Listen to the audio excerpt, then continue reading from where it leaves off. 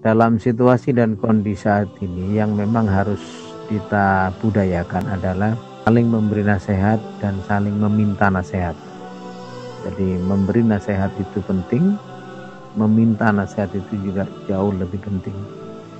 Karena orang yang meminta nasihat itu mengalami atau merasa bahwa dia perlu panduan di dalam hidupnya.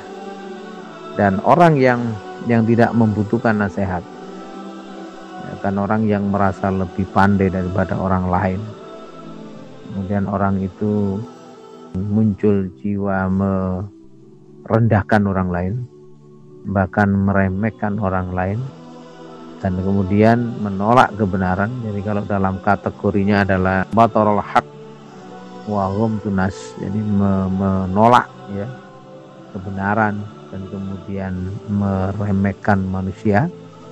Ini adalah karakteristik manusia-manusia yang sombong. Nah, manusia-manusia yang sombong inilah yang masuk dalam kategori orang-orang yang enggan, yang oleh Rasulullah SAW adalah orang yang enggan untuk masuk ke dalam surga. Ya, orang yang sombong ini tidak akan bisa masuk surga, karena kesombongan inilah yang akan mengantarkan dia sebagai makhluk yang merasa lebih hebat daripada yang lain, bahkan ya lijami'in nas, bagi seluruh manusia. Contoh di dalam kehidupan Al-Quran ada Fir'aun, ada juga tokoh-tokoh yang lain. Dia mengatakan bahwa anna rabbakumul a'la, aku adalah Tuhanmu yang lebih tinggi.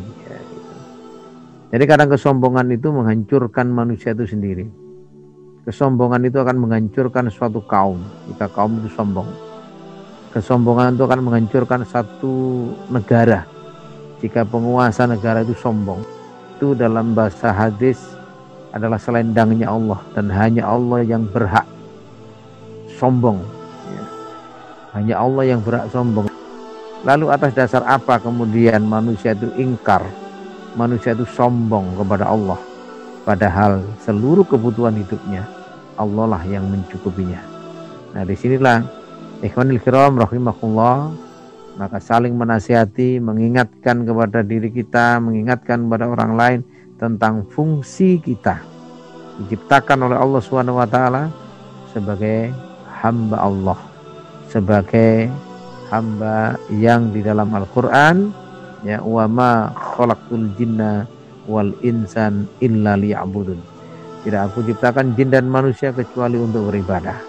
Nah, oleh karena itu dalam situasi dan kondisi di zaman seperti ini justru aktivitas dakwah, aktivitas nasihat menasihati, aktivitas untuk mengajak mereka ke jalan kebenaran, mengajak mereka meninggalkan kemungkaran dan juga kemaksiatan adalah satu aktivitas yang mulia, bahkan aktivitas yang paling mulia, karena sesungguhnya aktivitas ini adalah aktivitas para nabi dan para rasul dan para sahabat serta para generasi salafus soleh serta para alim ulama yang terus menerus istiqomah di dalam kebenaran dan kesabaran.